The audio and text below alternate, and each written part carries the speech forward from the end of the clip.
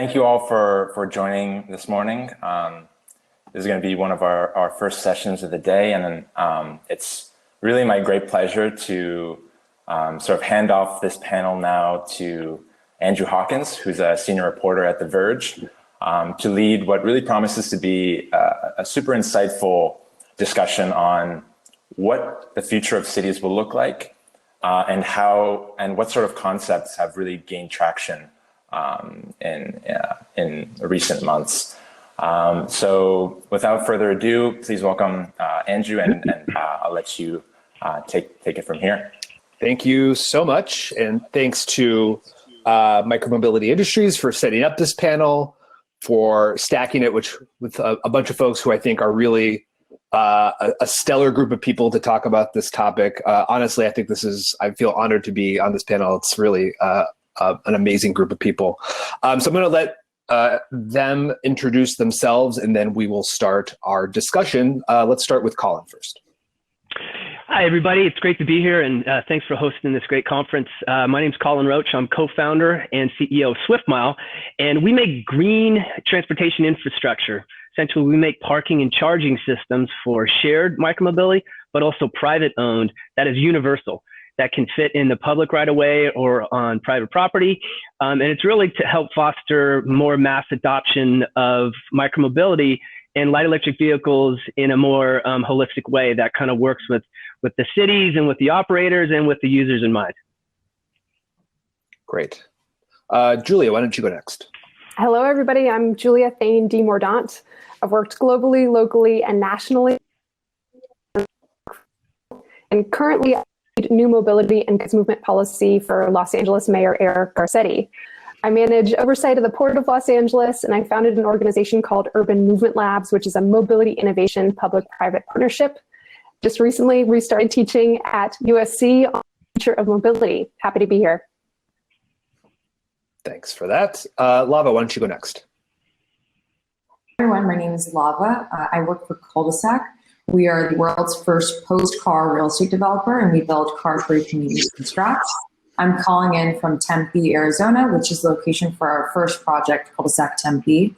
It's the first car-free community built from scratch in the US. It's 1,000 people, 0 private cars, and it opens at the end of this year. Thank you. And David. Hello, and from where I am, good afternoon. Calling from Washington, D.C. I'm actually a visiting fellow at Harvard in the Kennedy School in the Taubman Center for State and Local Government, where my work focuses on urban transportation and technology. I've written a lot about that, many articles in Slate and City Lab and Wired and other topics focusing on really the connections between various modes of scooters and bikes, transit, walking, et cetera. And I have a background working in mayor's offices in Washington, D.C., and the New York City government, and also being a partner in a venture capital fund. So I'd like to think I speak the language of both startups and of policy. So it's great to be with you here today. Thank you. So I think we'll start off by just tackling the main topic of the day, which is the future of cities. And it seems that these days you really can't discuss the future of cities without talking about the COVID-19 pandemic. So I would start out by asking you, how has the pandemic affected your thinking about the future of cities? Are you more optimistic about the future of cities, more pessimistic? What's your feeling on it now? And let's start with Lava. I think for us, the global pandemic really revealed how much of cities are truly dedicated to cars, right? So it's sort of like we took a step back, and this is why cities like Boston, Seattle, New York, San Francisco, Oakland, I mean, more than 100 cities in the US temporarily banned through traffic on streets because there was sort of the sudden realization of really how much room is devoted to cars. And so I think this realization, and now what's happened from that, right? So New York had their first day of 100,000 city bike riders. I think bike sales across the country are spiking, has really shown people sure we've all heard this quote, right? There's too much room for cars and not for people. And so for us, I really think that the global pandemic for people to reframe what the city looks like. And it's a shame that it's taken a global pandemic. Right. But I think that this is really beginning to show that new mobility technology and even new logistics technology will fundamentally change the urban fabric of our country. Colin, why don't you take that question and feeling optimistic, Sure. pessimistic about the future of cities? Oh no, we live in an optimistic world here at Swift Mile. I mean, what COVID's really done is it's pushed people into sort of reimagining how to better use their city streets. And prior to COVID hitting, as everybody knows, the wheels of bureaucracy move quite slow in any kind of city to affect any kind of change. And now you're looking at cities whose, like in San Francisco, public transportation is down 80%. Most people are now afraid to get into any form of public transportation for fear of transmission. So it's forced cities to say, all right, well, what do we have at our fingertips? What can we do today?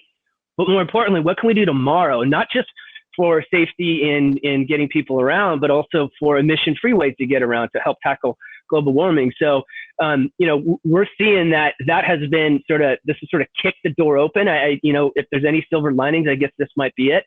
And we're seeing that across the board, not just here in the United States, but also in Europe, the Middle East, and Korea, which are the markets that we're going into. Julia, what's your take on your feeling on the future of cities? It has been an incredibly humbling time to be in city government, I would say, over the past year. It's been heartbreaking at moments, and the effects of the pandemic have been uneven on transportation in LA. In general, though, I'm optimistic. I think one of the things that we were able to do during the pandemic was to change how government works with transportation projects.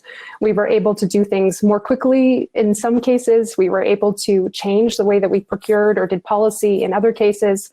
And sometimes that worked out really well. We saw 50 miles of slow streets. We had 2,000 restaurants that participated in outdoor dining. We had curb pickups.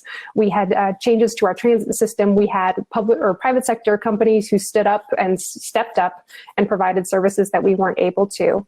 In other ways, though, we weren't necessarily able to meet the moment. And so what I think we're looking forward to in the coming year is to make some of those changes permanent that worked well. Things like slower speeds on streets, things like faster rollout of bike lanes and pedestrian infrastructure, things like working better with the delivery company community to see how we can benefit from them being able to get to where they need to go faster, and how we can benefit from them being great corporate partners and working with us on things like congestion and curb management.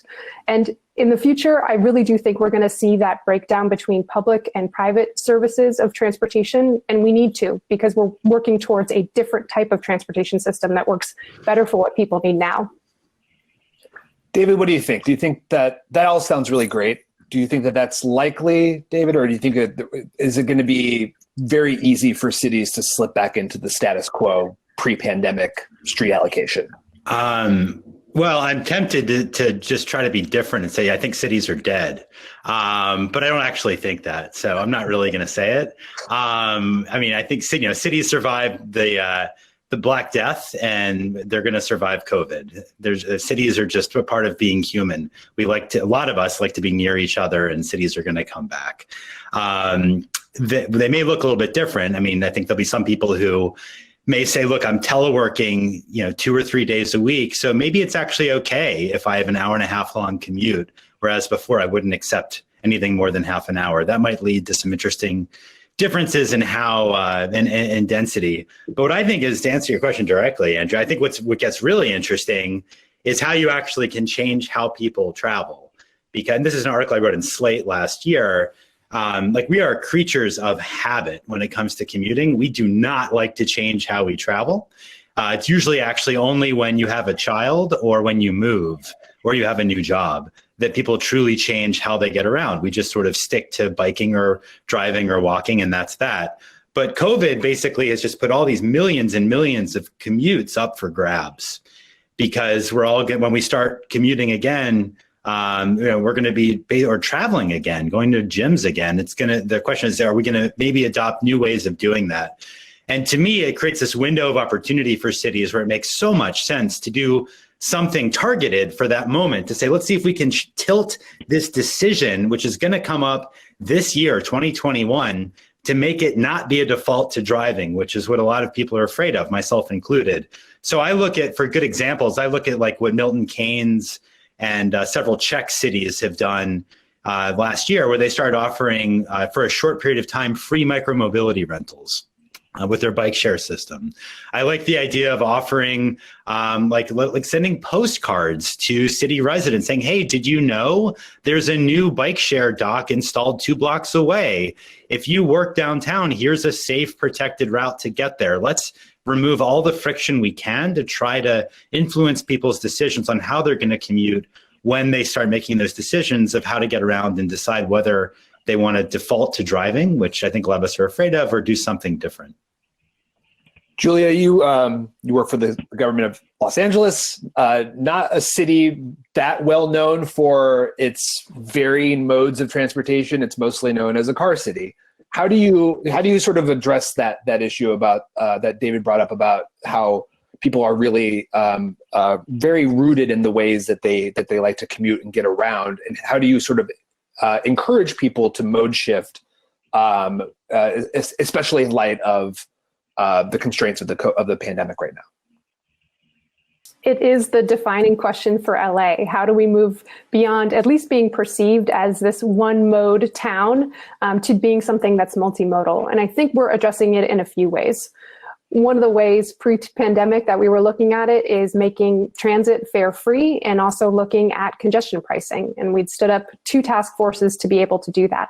Now, the pandemic has changed the calculus around congestion charging a little bit, but I don't think it's changed too much around having fare-free transit.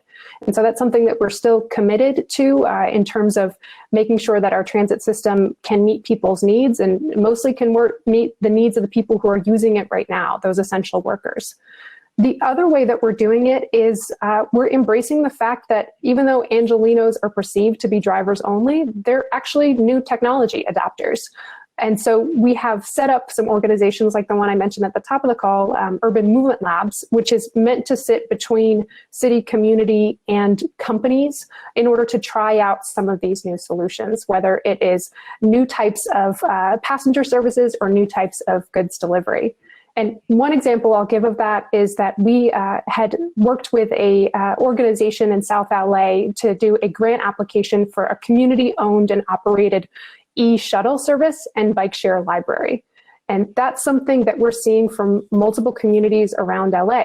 People aren't satisfied with the car. They weren't satisfied with the car before. They want other options. And they're looking to see how the private sector can rise to that, and also how we can maybe blend something that would be traditionally only put out in 6 neighborhoods in LA. And now we're seeing the demand for it in other communities. When you say community owned, do you mean like taxpayer owned micromobility options? Yeah, I do. I mean, that individual, community organization that represents a neighborhood in LA.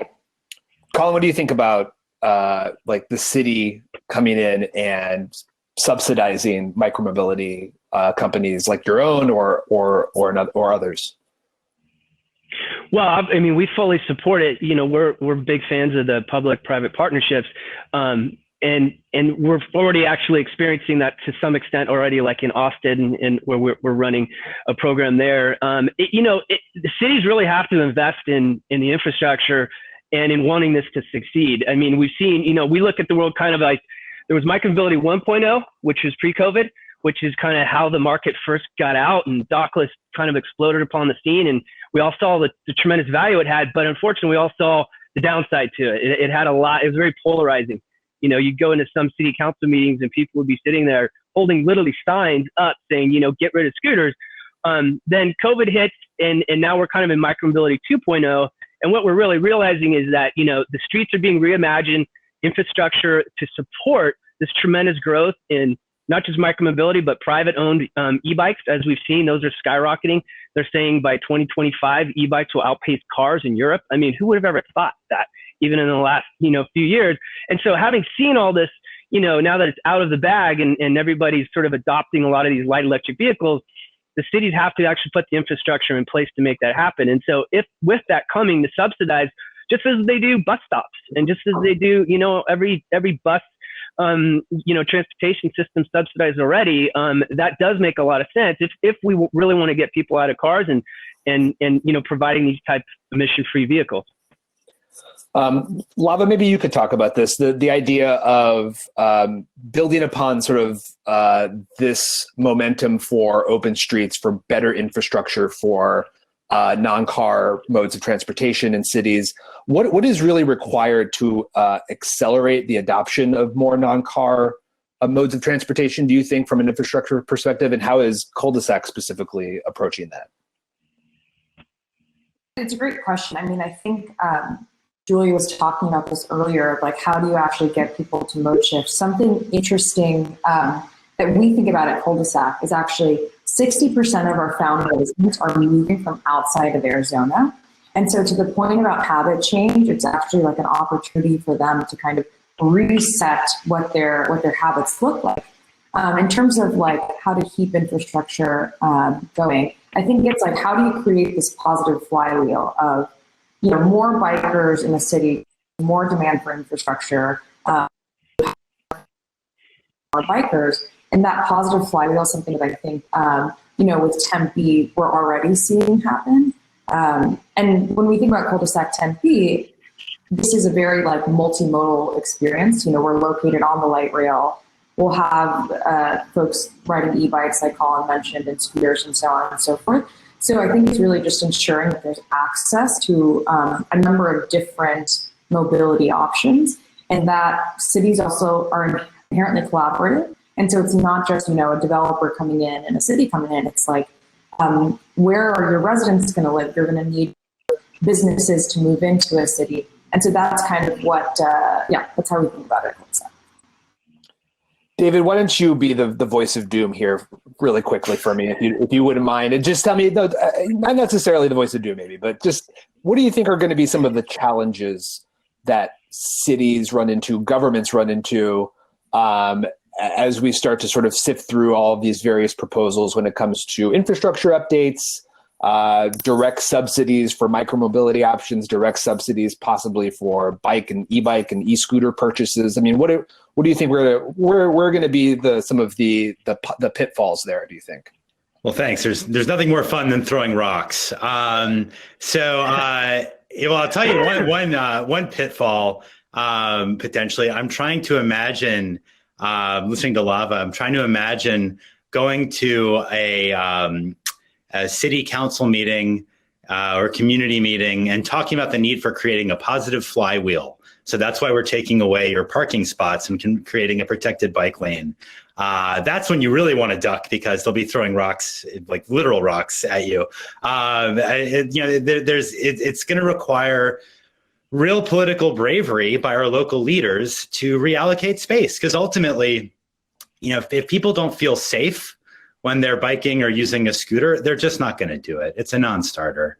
And it's really, you look over to Europe and cities like Milan and Paris, which have got a lot of news, but even like Tirana, Albania has set up protected bike lanes that really just sort of embarrass the United States right now. And you look at I live in Washington, D.C., and we've got a few extra miles, some here and there maybe, but it's nothing compared to what Europe has done to really seize the moment.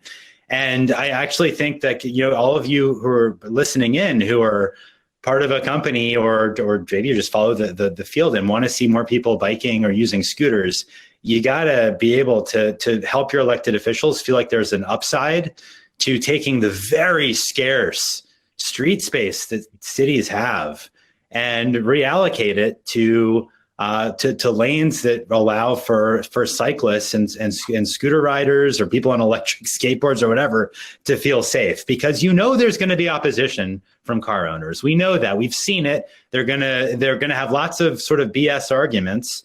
But like for instance, in 14th Street in New York, when that went car free just before COVID, there was a huge push from people in Greenwich Village complaining oh my God, I live on 13th Street. I'm going to get so much traffic and smog. It's going to be terrible. They brought out ridiculous studies. You close 14th Street anyway after a belabored process. None of that happened. It's pre-COVID. None of it happened.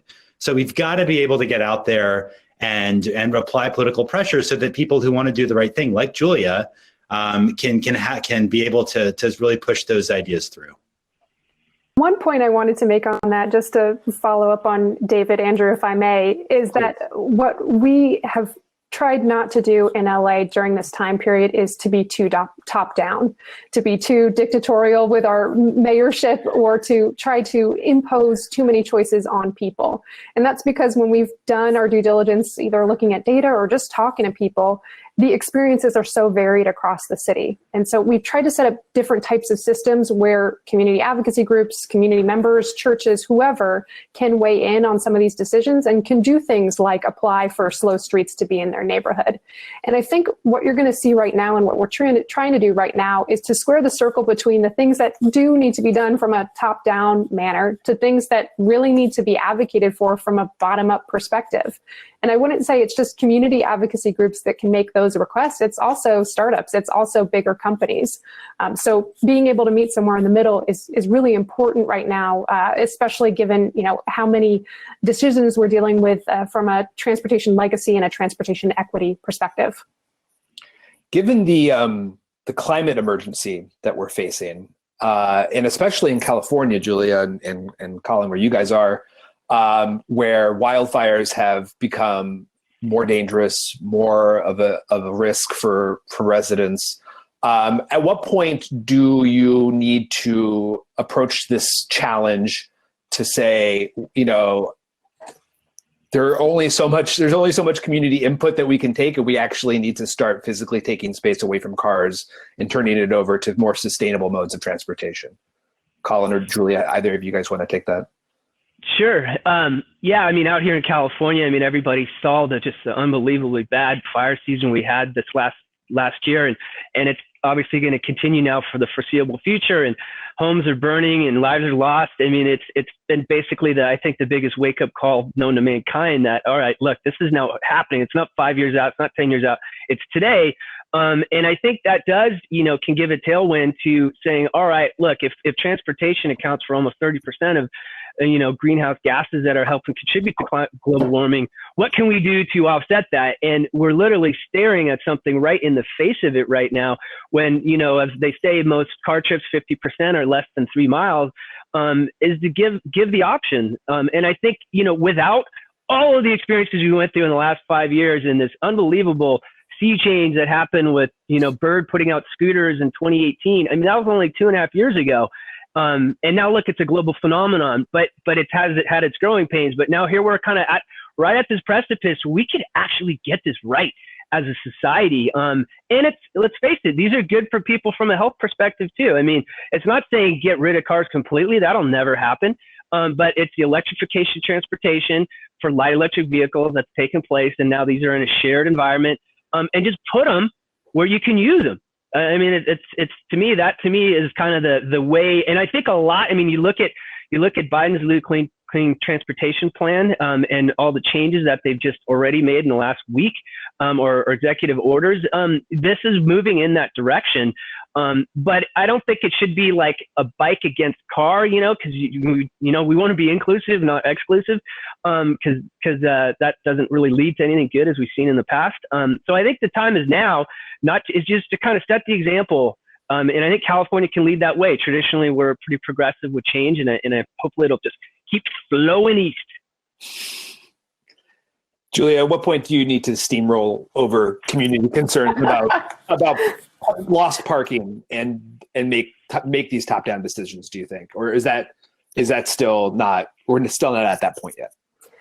It's a good question. And even though I just talked about bottom-up leadership, I have been grateful, and I think we in LA have been grateful for some top-down leadership in terms of what Governor Newsom did with his executive orders around automakers having electric vehicles, and then also what just happened, what was it, yesterday, with President Biden and his executive order.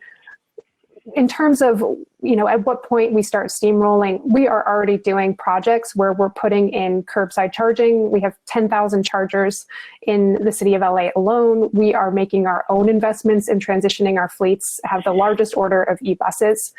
I think our perspective has been to lead by example with our own fleets and everything else. And I think we are doing that in order to build trust so that we can not necessarily steamroll, but start using some of that publicly occupied space for things like affordable electric car share or curbside charging, where you can actually reserve that curb space for charging.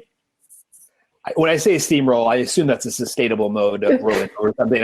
It produces steam, I assume. So I don't know if there's any carbon that comes out of a steamroller. But I want to shift gears here just a little bit, because ideally when we talk about the city of the future, it's one that aggressively addresses racial and socioeconomic inequalities. And I wanted to ask you guys what you think are some of the ways that city can tackle these systemic inequalities through their transportation infrastructure that don't involve just painting a mural of Black Lives Matter on the road and sort of leaving it there. What do you think are some of the smart ways that we can go about tackling this very monumental, deeply ingrained issue in our sort of civic life? And I'll start with Lava. Such an important question right now, especially given the context of everything that the country is going through. And I think that the most important thing to think about is access when we're talking about equity issues. So ensuring that folks all over the world and all over the US have access to transportation. I know a lot of micromobility companies right at the beginning of COVID actually saw an increase in youth from first responders who were traditionally in from minority communities. And that was a huge impact, like hugely shows the power of micromobility outside of just, more affluent neighborhoods. And I think to Julia's point that I think she made quite eloquently earlier, some of these changes that we saw in COVID, we need to figure out the good changes for the future. And so this is really making sure that folks that are, hopefully don't have to be first responders post-COVID, still have access to micromobility and transit. I think, I'll also say like transit is such an important, I don't want to say amenity, it's sort of an important part of transportation in the city. And making sure that we continue to invest in public transit. And I know that's something that is top of mind for the cul-de-sac team. And of course, as we see, what the new administration does, continuing to invest in that transit, I think is important as well. David, do you want to? Yeah, I can perhaps follow up on that. It's sort of I'll share an inconvenient truth, if I could, which is actually based on a study by an Arizona State professor, a guy named David King, who looked at what happens basically for economic opportunity for low-income residents without a car in New York City and in Phoenix. In New York City, if you don't have a car, you can pretty well increase your wages and improve your career just about as well as somebody who does have a car. However, if in Phoenix, in the metro area, if you don't have a car, it is incredibly hard to improve your wages or further your career compared to everybody else. And it's not rocket science. Why? By the way, the country has many more Phoenixes, metaphorically speaking, than we do New York Cities. The inconvenient truth, therefore, is for many people who are low income in this country, you've got to provide them with a car. Otherwise, they're going to be at a severe disadvantage for the foreseeable future in improving their income. Now, to me, when I think about equity and what we can do with mobility networks, it's a matter of sort of addressing what leads to that conclusion. It's the problem of building really spread out cities, especially in the West. So, Colin, you talk about innovation flowing east. Perhaps I'd suggest that the West look to the East for some ideas about the importance of density. And California is actually a place where this has been a real battle and there's a lot more to be done. When you have dense cities, that makes it much easier to have public transportation and sidewalks and infrastructure that makes it possible to be able to get around and access jobs without an automobile. So that's what I think about in terms of, I actually think density of housing and just of urban form is a huge equity issue. And if you want to be more tangent, more sort of like specific and tactile, I would point towards sidewalks, where again, it's kind of weird. We all, through our taxes, pay for roads and highways, but in many cities, including Los Angeles, as Julia well knows, it's actually the property owner usually who has to pay for the upkeep of the sidewalks nearby where they are. And lo and behold, you end up with the worst sidewalks in low-income communities. And there's a study of New Orleans that demonstrated this just a few years ago. And the idea of, to me, if I could think of one really smart thing the Biden administration could do with Secretary Buttigieg, hopefully about to be installed, it would be to have a Marshall Plan, if you will, of sidewalk construction, which I think starts to get us toward what we need to really make it possible to be without a car. Hey, Andrew, I got one quick comment on that. It's a obviously very hot topic on this. We kind of look at that like a big important part when we're talking about the cities of the future, is really creating mobility hubs in these kind of areas that to make it more equitable for kind of lower economic kind of regions. And it's really kind of like this design is destiny, if you kind of, as my good friends at Electric Avenue like to say, in that as we build for the future of cities, you create mobility hubs, placemaking of mobility, and create opportunities to have shared, light electric vehicles or shared micromobility. I learned this off one of the larger bike share companies out there, is when you create something that is there and it is consistent and the community starts to embrace it, and they actually start to protect it, in the sense that compared to having, in one market, like's happened in a lot of cities where there might be 10 different scooter operators and they come and go based on based on the economy or whatever. When you actually have mobility hubs that are there and it's consistent and you can actually go to that place to get some way to get around, it starts to build a lot of trust within the community, and it starts to get really used quite well. And so we kind of see that as we go forward, is to consider the mobility hub concept for all regions of cities, not just kind of the more business downtown areas. Who would build these mobility hubs or own it or pay for it? Do you see the cities funding those? Yeah, well, a little bit of both. So, we build it. That's specifically what we build. We build micromobility hubs that can accommodate bikes, scooters, whatever else is around the corner. That's the exciting thing. We have one model where it's ad supported because we have a digital screen that can do ads, but also it can display transit information from like our partners at Transit Screen, or it can have like COVID related health alerts. And so in that instance, it's free to the city. We actually revenue share back to the city on that. But in this instance, they can subsidize it. It makes it even that much more scalable. We're getting close to the end of our session, so I wanted to ask one more question of you guys, and it's about the concept of smart cities. It's a concept that I can see David laughing already. Is either amusing to people, it's derided, it can be controversial. When I talk about smart cities, it's the idea of cities using big data and also sort of a prolific use of sensors and surveillance technology in order to, quote unquote, improve city services. Do you guys think that this is a viable thing that cities should pursue, or is it something that will never happen just based on sort of the obvious community opposition we've seen in some cities already? I'm thinking of Toronto and Sidewalk Labs, for instance, where they rejected the idea of Google coming in and sort of taking over a whole section of their waterfront to build a whole city. Do you think that this is going to be something that is just going to run into too much community opposition to actually be a viable solution? And let's start with Lava. So I think for us, I can't speak for other developers, and I don't want to speak for cities as well, so I'll speak for the cul-de-sac team. I think we're trying to deliver a lifestyle that is very simple to understand, and all it is life. So you're a walkable, 5-minute walk from a grocery store, a 5-minute walk from a restaurant. There's bikes, there's a light rail, and it's like conceptually a very simple sort of problem. We're able to do this because of modern mobility. And these are, of course, the things that everyone's talking about, scooters, e-bikes, the lot. And so that is a bit different than smart cities. All we're trying to do is sort of create an experience for people that is stuff that Jane Jacobs was writing about many decades ago.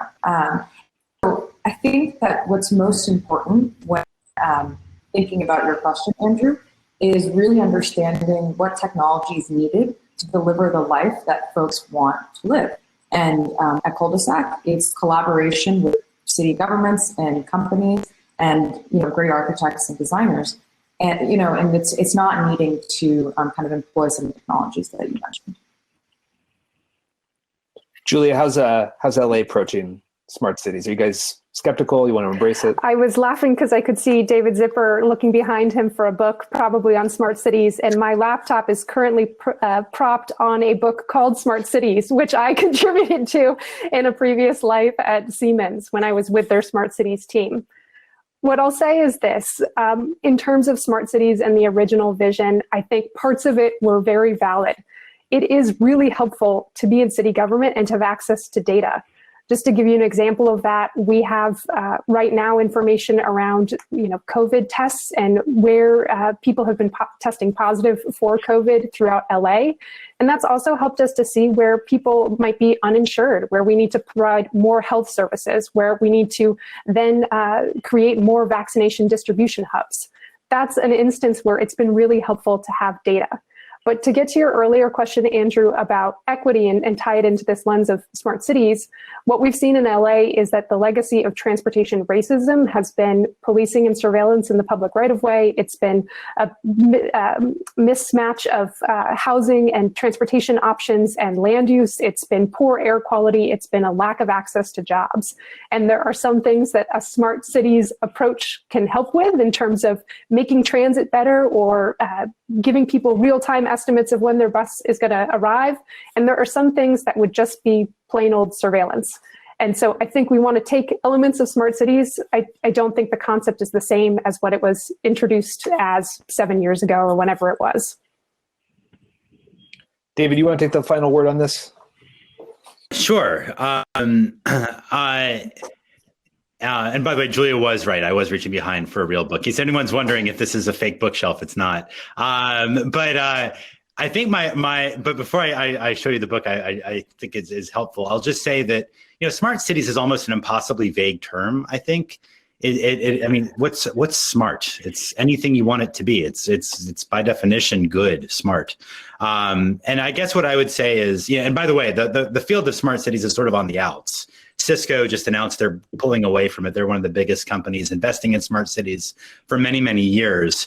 And I guess, and there's a lot of different types of products and different types of questions or needs that fit into the term. At least some people think it does. So what I would say is, if smart cities is defined as a particular city life problem that technology can solve, I'm all for it. So if you're talking about the problem of managing scarce curb space and loading zones and how that leads to double parking and cities not getting enough revenue out of their loading zones, I'm all about it. Like, that sounds great. And there's a bunch of startups that are focused on that. But when you start talking about smart streetlights, that's not a problem. That's a product in search of a problem.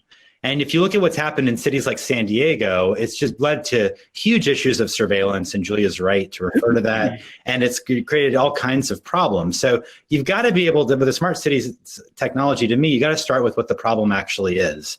And by the way, the more narrow and well-defined problem is, the more likely I think that you're going to have a good solution come out of it. And for the flip side, this is the book I was reaching to. There's this book that I wish was better, more well-known by people in this field. I guess it's backwards here, but it's called The Fires by a guy named Joe Flood. Andrew, you've read it? You know it? Yeah, it's awesome. I'm just going to read the subtitle: How a Computer Formula, Big Ideas, and the Best of Intentions Burned Down New York City and Determined the Future of Cities. I think the last part is a little exaggerated, but what it's about is how how basically the Rand Corporation in the 60s had this big complicated algorithm and computer. They were looking for a place to use it. The New York City Fire Department said, sure, come on over and help us rejigger where we put our stations and how we make deployments of fire engines. And it was totally wrong. It was garbage in data and garbage out. And it contributed to the horrible fires that happened in New York City, in the outer boroughs, and I believe in northern Manhattan too, throughout the 1970s. Some of you are familiar with that history. Like this sort of technology can be very dangerous when it's misapplied or if its capacities are exaggerated. So I think that we need to really focus on narrow questions where technology can help, and avoid the big sweeping promises or solutions, quote unquote, that I feel like actually have more downside than upside. So I think we'll leave it there. And I want to give each of you just a few seconds to let people know where they can find what you're working on and who you are if they want some more information there. And we really appreciate all of you making some time to discuss these issues. This was great. I think hands down the best panel of the entire conference. No question.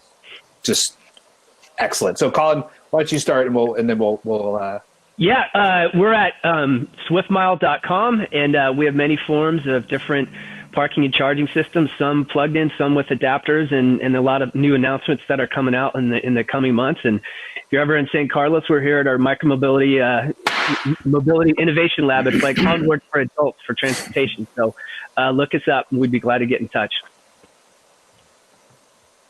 Julie, why don't you go next? I am at Julia Thane on Twitter, and if you're interested in testing something out in LA or you're a startup wanting to know more about the mobility ecosystem here, I'd encourage you to check out Urban Movement Labs. That's urbanmovementlabs.com.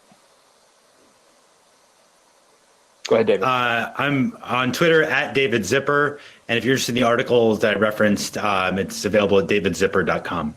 But thanks for having me. And Lava.